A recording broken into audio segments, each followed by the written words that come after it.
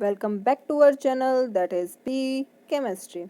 Today we're going to discuss about ionization potential और ionization energy. दोनों का meaning यहाँ पे सेम ही है. अगर हम फिजिक्स की अगर हम बात करें तो दोनों का मतलब डिफरेंट आता है. पोटेंशियल और एनर्जी वहाँ पे अलग मीनिंग करते हैं, लेकिन अब हमें केमिस्ट्री पढ़नी है. इसमें जो है इसका दोनों का मतलब सेम ही है. तो सबसे पहले हम डेफिनेशन करते हैं कि आयनाइजेशन एनर्जी में क्या होता है. आयनाइजेशन एनर्जी की अगर हम बात करें, आयनाइजेशन एनर्जी क्या होती है. आयनाइजेशन एनर्जी मतलब एक इलेक्ट्रॉन को जो लूजली बाउंड है एक एटम के अंदर, उसको रिमूव करना. जब हम एक मान लो हमारे पास एक एटम है, ठीक है, उसके बीच में हमारे पास न्यूक्लियस है और इलेक्ट्रॉन्स जो हैं मूव कर रहे हैं. अब इलेक्ट्रॉन्स मूव कर रहे हैं, अब इन दोनों के बीच में जो है कुछ ना कुछ फोर्स ऑफ अट्रैक्शन होता है. ये तो है नहीं कि इलेक्ट्रॉन जो है न्यूक्लियस के अराउंड मूव कर रहा है और कोई फोर्स ऑफ अट्रैक्शन नहीं है. इन दोनों के बीच में जो है फोर्स ऑफ अट्रैक्शन होता है. दोनों के अंदर फोर्स ऑफ अट्रैक्शन है. तो फोर्स ऑफ अट्रैक्शन होने से क्या होगा कि इसमें जो है कुछ ना कुछ एनर्जी हमें रिक्वायरमेंट होगी कि ये बाहर निकल सके, इसमें कोई फोर्स ना लगे, न्यूक्लियस का ये वापस ना आ सके. तो एक इलेक्ट्रॉन को बाहर जाने के लिए जो एनर्जी की रिक्वायरमेंट है उसे क्या बोलते हैं हम, आयनाइजेशन पोटेंशियल और आयनाइजेशन एनर्जी. ठीक है, ये बात होगी इसकी. अब हम बात करते हैं, ये हमने पढ़ लिया कि क्या है. अब हम बात करते हैं इसकी प्रॉपर डेफिनेशन की. इट इज़ द, देखो यहाँ पे लिखा हुआ है इन्होंने, it is the amount of energy required to remove the most loosely bounded electron from an isolated gaseous atom. सबसे पहली मेन बात इन्होंने जो लिखा है ना यहाँ पे, गैसियस आइसोलेटेड गैसियस आइटम, ये ज़रूर दिमाग में याद रखना है क्योंकि हमें एटम जो है वो गैसियस स्टेट में लेना सबसे पहली बात, और वो उसके ऊपर कोई चार्ज नहीं होना चाहिए, वो न्यूट्रल होना चाहिए. तो हमेशा ये बात याद रखनी है हमें. ठीक है, अब हम बात करते हैं द एक्सपेरिमेंटल आयनाइजेशन एनर्जी. क्या बोला इन्होंने, the experimental value of ionization energy are determined from the spectral reported. ये जो है किस में कैलकुलेट होती है, मतलब हम इसको किस किस में कैलकुलेट कर सकते हैं. इलेक्ट्रॉन वोल्ट में कर सकते हैं, किलो कैलोरीज में कर सकते हैं, किलो जूल में कर सकते हैं. ठीक है, अब बात करते हैं इसके बाद हम बात करते हैं कि फर्स्ट आयनाइजेशन एनर्जी किसकी, सोडियम और मैग्नीशियम की. इन्होंने एग्जांपल दिया, जैसे सोडियम की जो है 495 होती है और मैग्नीशियम की 737 होती है. किलो जूल की बात की इन्होंने. ठीक है, इनकी फर्स्ट आयनाइजेशन एनर्जी बात की. एस ब्लॉक पी ब्लॉक इन्होंने दे रखा है, देखो ये एस ब्लॉक के सारे एलिमेंट दे रखे हैं और ये जो सारे एलिमेंट है ये पी ब्लॉक के हैं. इनकी इन्होंने आयनाइजेशन एनर्जी दे रखी है, ये आप चेक कर सकते हो. ठीक है, इसका ट्रेंड जो होता है बिलो दी, ये हम आगे पढ़ेंगे, अभी तो यही है. अब क्या करना है, सक्सेसिव आयनाइजेशन एनर्जी की बात की गई है. अब यहाँ पे सक्सेसिव आयनाइजेशन एनर्जी का मतलब क्या है, देखो सक्सेसिव का मतलब क्या है, एक एटम है हमारे पास, लगा लो लिथियम है, हमारे पास लगा लो लिथियम है. अब लिथियम है, लिथियम से हमने एक इलेक्ट्रॉन निकाल लिया, माइनस में 1 इलेक्ट्रॉन कर दिया, एक इलेक्ट्रॉन निकाल लिया, तो लिथियम क्या आ गया, लिथियम पॉजिटिव आ गया हमारे पास. ठीक है, अब इसमें से एक और इलेक्ट्रॉन निकालना है हमें. अगर हम एक और इलेक्ट्रॉन निकालेंगे क्या आएगा, लिथियम पॉजिटिव. तो ये जो था लिथियम 2 पॉजिटिव आ गया. अब ये जो एनर्जी थी वो आयनाइजेशन एनर्जी फर्स्ट थी और ये जो एनर्जी है ये आयनाइजेशन एनर्जी सेकंड है. अगर हम बात करें सक्सेसिव का मतलब ये है कि एक हमने पहले रिमूव कर चुका है, फिर हमें एक और रिमूव करना है. तो हमें इसकी बात करनी है कि इसमें क्या करना है. तो इसके लिए क्या है कि ionization energy first electron is removed from the neutral atom. सबसे पहली बात, जो फर्स्ट इलेक्ट्रॉन रिमूव किया है वो न्यूट्रल एटम में से किया है, उसके ऊपर कोई चार्ज नहीं है.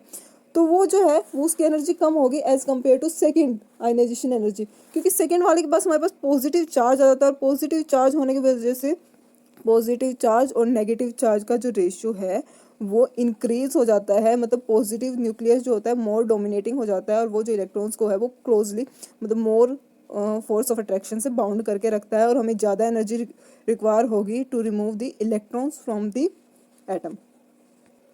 अब देखो इन्होंने यहाँ पे एक्सप्लेन भी कर रखा है, जैसे मैंने बताया था फर्स्ट आयनाइजेशन एनर्जी ये, सेकेंड ये, थर्ड ये. ठीक है, अब सक्सेसिव की बात की इन्होंने, देखो सक्सेसिव, देखो फर्स्ट आयनाइजेशन एनर्जी ये, सेकेंड ये, थर्ड ये. डिफरेंस देखो कितना सारा है. डिफरेंस क्यों इंक्रीज हुआ, क्योंकि जो है एटम का न्यूक्लियस जो है उसके अंदर पॉजिटिव चार्ज ज़्यादा हो जाता है एज कम्पेयर टू इलेक्ट्रॉन्स। जैसे 10 शुरू में क्या होता है, 10 इलेक्ट्रॉन 10 प्रोटॉन होते हैं। अब क्या हो गया, 10 प्रोटॉन हो गए, 9 इलेक्ट्रॉन हो गए, तो जो फोर्स ऑफ अट्रैक्शन है 9 के बीच में, तो ज़्यादा फोर्स से अट्रैक्ट करेगा 9 को, तो वो अब पहले तो 10 को करना पड़ रहा था, उसको अब 9 को करेगा, तो उसको ज़्यादा फोर्सली वो अट्रैक्ट करके रखता है। इसी वजह से जो है हमें ज़्यादा एनर्जी प्रोवाइड करनी पड़ती है ताकि वो इलेक्ट्रॉन जो है रिमूव हो सके एटम से। अब देखो इन्होंने यही बताया है इस पॉइंट में और इस पॉइंट में, रीड करके देख लेना, सेम पॉइंट बताया है कि एक अगर हम एटम में से पॉजिटिव चार्ज निकाल, मतलब एक इलेक्ट्रॉन निकाल लेंगे तो उसके ऊपर पॉजिटिव चार्ज आ गया। पॉजिटिव चार्ज होने की वजह से जो है फोर्स ऑफ अट्रैक्शन जो है ज़्यादा हो गया, मतलब जो न्यूक्लियस है वो ज़्यादा अट्रैक्ट करता है इलेक्ट्रॉन्स को, जिससे फोर्स ऑफ अट्रैक्शन ज़्यादा हो गया और हमें ज़्यादा एनर्जी प्रोवाइड करनी पड़ती है। ठीक है, इसमें ये बोला है। अब यहाँ पे कहते हैं फैक्टर गवर्निंग, इन्होंने कह दिया factor governing ionization energy. Ionization energy को कौन गवर्न करता है, किस पे डिपेंड होती है, सिंपल सा मीनिंग ये है। सबसे पहली बात, magnitude of nuclear charge. Magnitude of nuclear charge पे कैसे डिपेंड है, जितना ज़्यादा मैग्नीट्यूड होगा न्यूक्लियर चार्ज का उतनी ज़्यादा हमें एनर्जी प्रोवाइड करनी पड़ेगी, क्योंकि जितना ज़्यादा न्यूक्लियस एटम में जो है न्यूक्लियर चार्ज होगा उतना ही ज़्यादा फोर्स ऑफ अट्रैक्शन होगा। अब आता है साइज ऑफ एटम। जितना बड़ा साइज का एटम होगा उतनी ही कम एनर्जी लगेगी, क्योंकि क्या होता है कि न्यूक्लियस होता है बीच में, सेंटर में प्रेजेंट होता है, जो इलेक्ट्रॉन्स होते हैं वो आउटर मोस्ट शेल में होते हैं। तो इसी वजह से जितना बड़ा साइज होगा उतना ही जो है कम एनर्जी लगेगी, क्योंकि बाहर तो जो इलेक्ट्रॉन होगा बहुत दूर होगा, तो उसमें फोर्स ऑफ अट्रैक्शन कम होती है, तो इसलिए वो इजीली रिमूव हो जाता है। अब बात करते हैं स्क्रीनिंग इफेक्ट। जितना ज़्यादा स्क्रीनिंग इफेक्ट होगा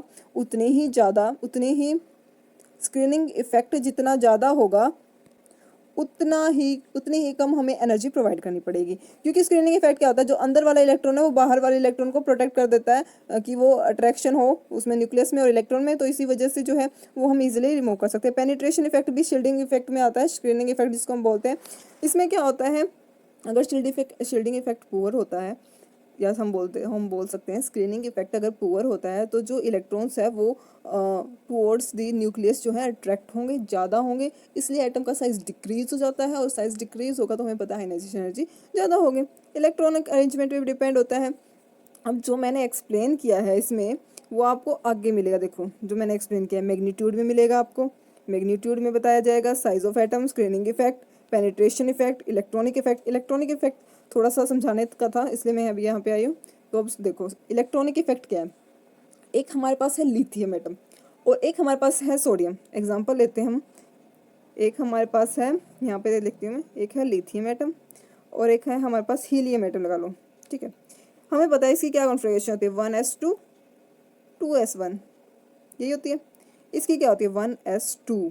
अब इसकी कॉन्फ़िगरेशन देखो, इसके स्टेबल नोबल कॉन्फ़िगरेशन, और इसकी देखो इसमें से तो ईजिली रिमूव हो जाएगा, तो इसकी आयनाइजेशन एनर्जी ज़्यादा होगी एज कम्पेयर टू दिस। इसकी आयनाइजेशन एनर्जी ज़्यादा होगी हीलियम की लिथियम से, क्योंकि हीलियम की जो है इलेक्ट्रॉनिक कॉन्फ़िगरेशन स्टेबल है। स्टेबल कोई चीज़ है वो अनस्टेबल होना चाहिए, कभी भी नहीं, पागल है वो अनस्टेबल होगी, अनस्टेबल होगी तो दिमाग ख़राब नहीं, अनस्टेबल होना चाहिए, तो वो ईजिली रिमूव नहीं करती है और हमें ज़्यादा एनर्जी प्रोवाइड करनी पड़ती है।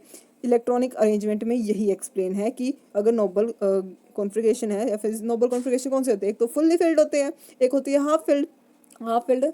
ठीक है, तो उसी में ये डिटरमाइन होता है। अब हम बात करते हैं, ये पढ़ लेना, 2-3 एक्सेप्शन है यहाँ पे। इसी में एक्सेप्शन यहाँ पे दे रखा है लिथियम और बेरिलियम का। लिथियम की 1s2 होती है, मैंने बता दी थी, और 2s1 होती है। अगर हम बात करें बेरिलियम की तो 1s2 और 2s2 होती है। हमें पता है 2s2 तो फुल्ली फिल्ड है, तो ये स्टेबल होगी, ये लिथियम की है और ये बेरिलियम की है। ठीक है, ये बात है यहाँ पे। कुछ एक एक्सेप्शन है, पढ़ लेना, समझ में आ जाएंगे, आराम से समझ में आ जाएंगे, कोई दिक्कत वाली बात नहीं है। ये सारे ही यहाँ पे एग्जाम्पल गिवन है। अब हम बात करते हैं इलेक्ट्रॉन एफिनिटी की। अब आता है दूसरा topic, that is electron affinity.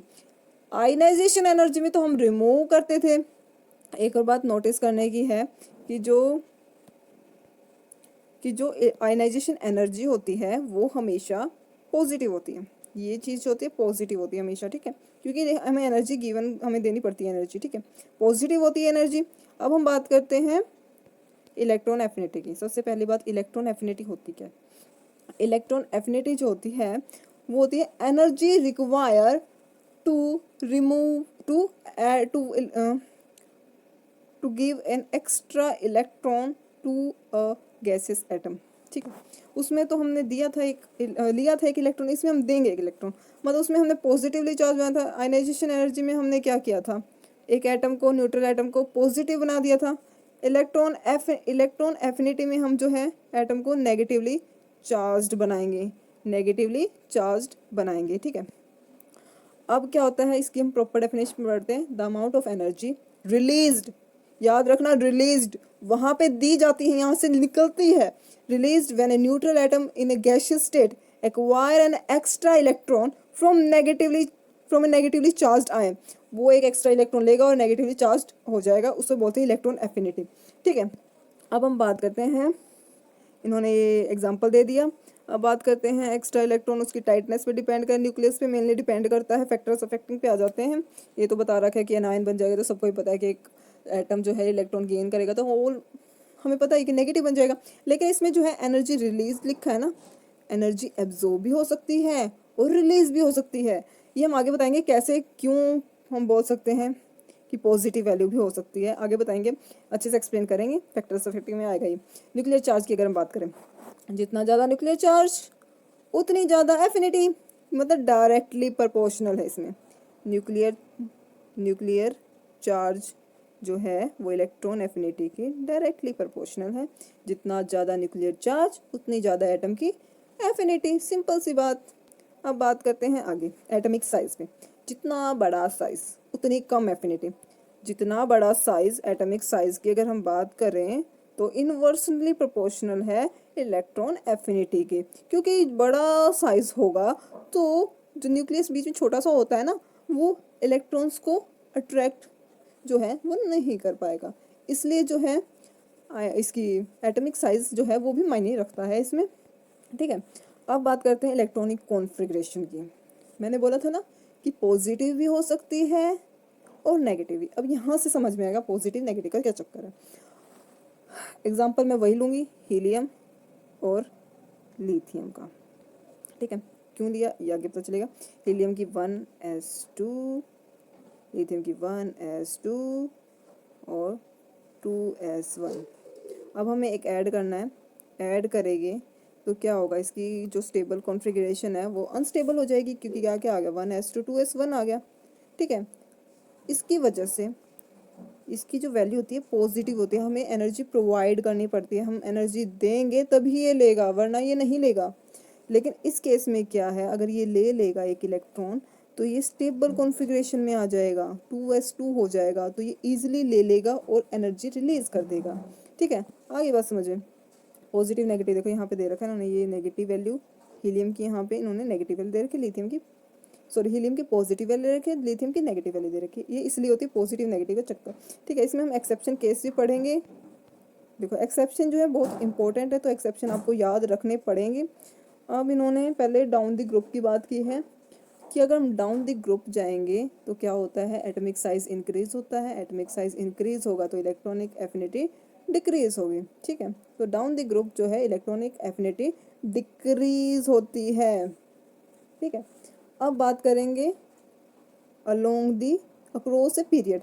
Across a period जाएंगे तो एटॉमिक साइज जो होता है वो डिक्रीज करता है, तो इलेक्ट्रॉन एफिनिटी क्या करेगी, इंक्रीज करेगी। सिंपल सा फंडा है ये, इसमें ज़्यादा दिमाग लगाने की ज़रूरत नहीं है।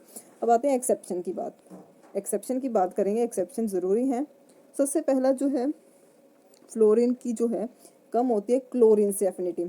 क्यों होती है, फ्लोरीन जो होता है बहुत ज़्यादा छोटा साइज हो जाता है और क्लोरीन का बहुत बड़ा साइज हो जाता है फ्लोरीन के कंपेरेटिव, ठीक है। फ्लोरीन में ऑलरेडी 7 इलेक्ट्रॉन्स रिवॉल्व कर रहे हैं, तो इलेक्ट्रॉनिक रिपल्शन जो है वो डोमिनेट कर जाता है अट्रैक्शन से, दैट्स वाई जो है। लेकिन क्लोरीन में क्या होता है, साइज बड़ा हो गया तो रिपल्शन भी हो गया, तो मैनेज हो जाती है, इतनी रिपल्शन इफेक्टिव नहीं होती। इसी वजह से जो है इसकी जो होती है ये लेस वैल्यू होती है, इसकी जो है ज़्यादा वैल्यू होती है। ये बहुत ही इम्पोर्टेंट है, ठीक है। अब बात करते हैं affinity of halogen is high. Halogen की एफिनिटी जो होती है वो हाईएस्ट होती है, क्योंकि उनका जो साइज होता है वो स्मॉलेस्ट होता है।